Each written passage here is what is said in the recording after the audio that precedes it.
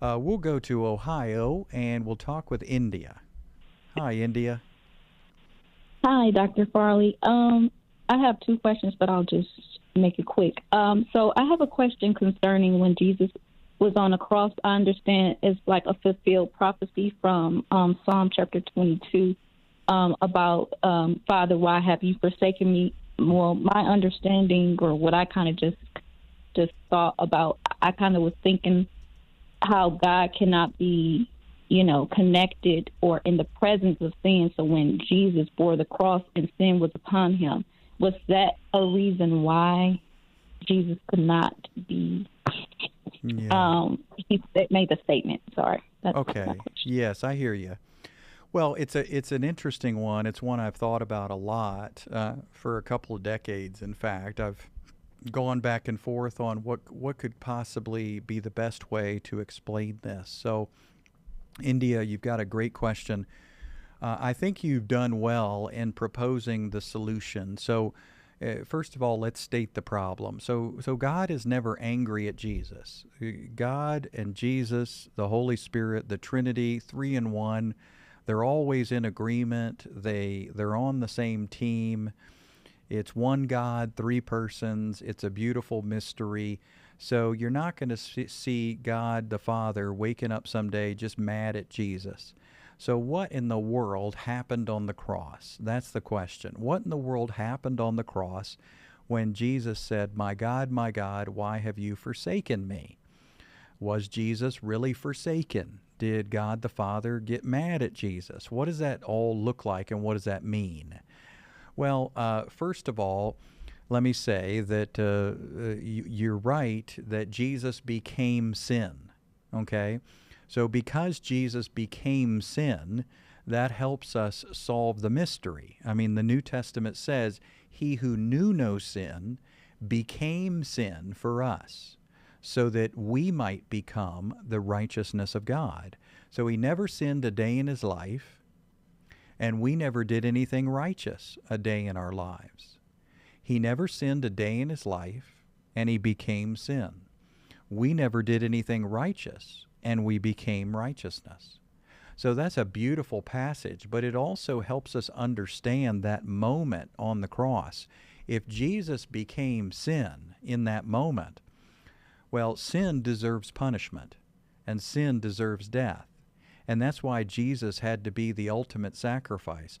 And so it wasn't child abuse. It wasn't God the Father being angry at his own son. It wasn't neglect. It wasn't any of these things that people throw stones at. Really, what we're seeing is Jesus became sin for us. And in that moment, the humanity of Jesus felt forsaken. I mean, come on. The man is dying, and yet he's God, and yet he's man, and yet he's God, and he's the God-man. And his system is shutting down. Everything is fading to black.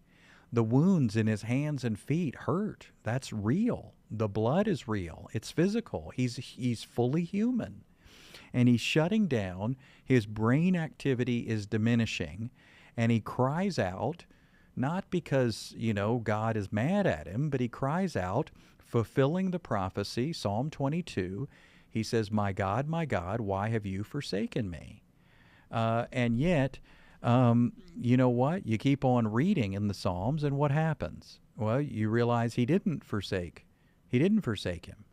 And you keep reading in the four Gospels and in the book of Acts, and what do you find out? Well, he didn't forsake him, because 3 days later he rose from the dead. And in fact, that very day and that very moment that Jesus died, everything faded to black physically, but he was obviously, he said, "Today you'll be with me in paradise." So Jesus was in paradise. Jesus was in the presence of God immediately.